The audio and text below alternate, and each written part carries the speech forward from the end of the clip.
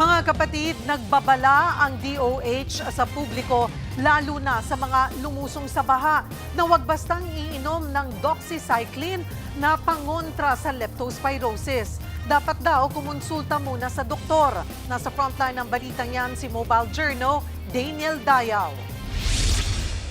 Lusong dito, lusong doon. Yan ang naging eksena nitong mga nagdaang araw dahil sa kabi-kabilang pagbaha.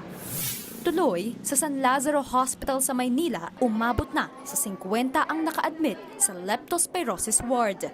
24 ang nadagdag, nito lang mga nagdaang araw. Karamihan sa mga pasyente, matatandang lalaki.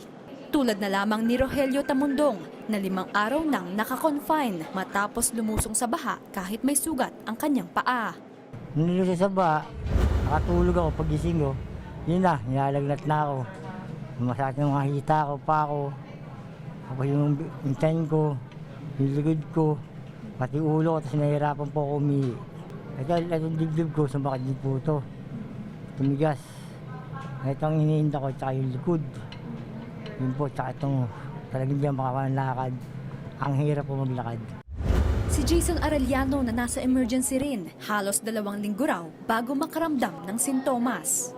Baha po sa garahe namin kung saan po yung mga truck ng basura po, bumigat yung pakiramdam ko, sumakit yung tiyan ko. Pero ang expected ko po talaga lepto po kasi. Kasi may sugat po ako sa paa, may alipunga po. Kasi lagi po kami nakababad sa sa basa. Ayon sa medical chief ng San Lazaro, 2 na ang pumanaw nilang pasyente.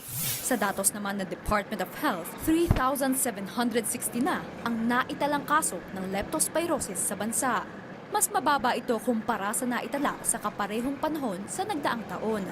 Yun nga lang, posibleng madagdagan pa ito ngayon. Nakikita namin ang surge usually 2 weeks after. Pataas ng pataas ang mga pasyente ng leptospirosis. May mga libreng gamot kontra leptospirosis sa Barangay Health Center. Pwede rin itong ma-avail sa yakap at gamot programs ng PhilHealth. Pero paalala, hindi ito basta-basta dapat inumin. Depende pa rin sa level ng exposure sa baha. Kailangan ding ikonsulta sa espesyalista. Tayo ay lumusong sa baha, nawala tayong mga suot na bota. Pagka po minsanan lang, yun yung tinatawag na mild risk. Minsanan din lang iinom ng doxycycline.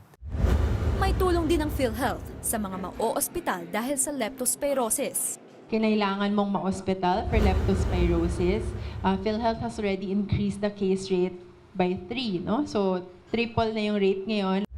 Patuloy naman ang paghahanda ng San Lazaro Hospital sa inaasahang pagdami pa ng pasyente, kabilang ang express lane at karagdagang hospital beds. Nagbabalita mula sa Frontline, Mobile Journal, Daniel Dayaw, News 5. Mga kapatid, Cheryl Hosing po. Maging maalam at may pakialam sa mga napapanahong issue at headlines. Mag-follow at mag-subscribe na sa social media pages ng News 5.